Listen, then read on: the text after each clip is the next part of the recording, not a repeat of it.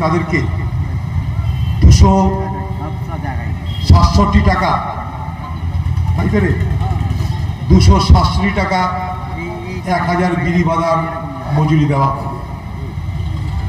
আমি জানি না এখানকার কোন বিড়ি শ্রমিক এত ভাগ্যবান হয়েছেন যে 1000 বিড়ি বাঁধতে 267 টাকা তাকে রোজগার করবার সুযোগ হয়েছিল।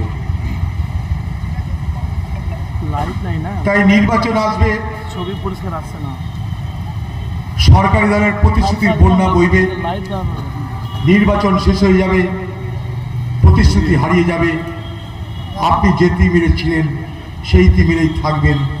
এটাই বাংলার আজকের রাজনীতি।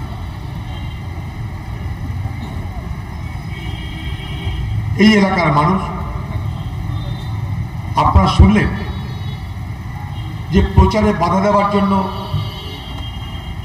আমার রাস্তা অবরোধ করবার চেষ্টা হয়েছে। এই লক্ষণগুলো একটু বোঝার চেষ্টা করবেন। যদি সবকিছুই ঠিকঠাক থাকতো তৃণমূল পার্টি, তাহলে আজকে আমি একজন প্রার্থী, আমার রাস্তা অবরোধ করে নির্বাচনের প্রচার বাধা দেওয়ার চেষ্টা তৃণমূল করত না। এই এলাকায় বকুলের পোস্টার ছিঁড়ছে, তৃণমূলের টাকার অভাব নেই, পোস্টার অভাব নেই, কিন্তু আমাদের পোস্টার ছিঁড়তে হচ্ছে। একটা রোগ হলে তার বহিঃপ্রকাশ ঘটে, এইগুলো হচ্ছে সেই রোগের বহিঃপ্রকাশ।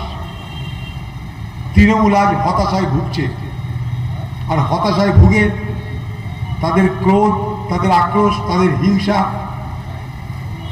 তারা প্রকাশ করছে এইভাবে।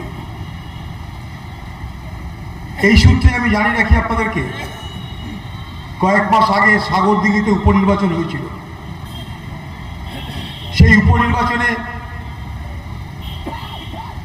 মানুষ জানে তারা ভোট দিতে পারবে না, তাই উপনির্বাচনের ফলাফল আর কি হবে, তৃণমূল জিতবে। মুর্শিদাবাদে পঞ্চায়েত নির্বাচনে ভোট হয় না, ভোট হলে কি হয় আপনারা জানেন। এখন আবার ভোট দেওয়ার পরেও গণনার কারচুপিতেও প্রশাসন নিজে নিজে জড়িয়ে পড়ে।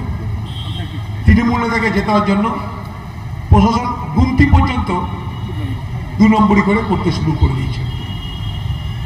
স্বাভাবিকভাবেই মানুষের মনে একটা শঙ্কা, একটা প্রশ্ন আছে যে ভোট তো এলো, ভোট তো দিব, কিন্তু ভোট দিয়ে কি করবো, ভোট কি দিতে পারবো?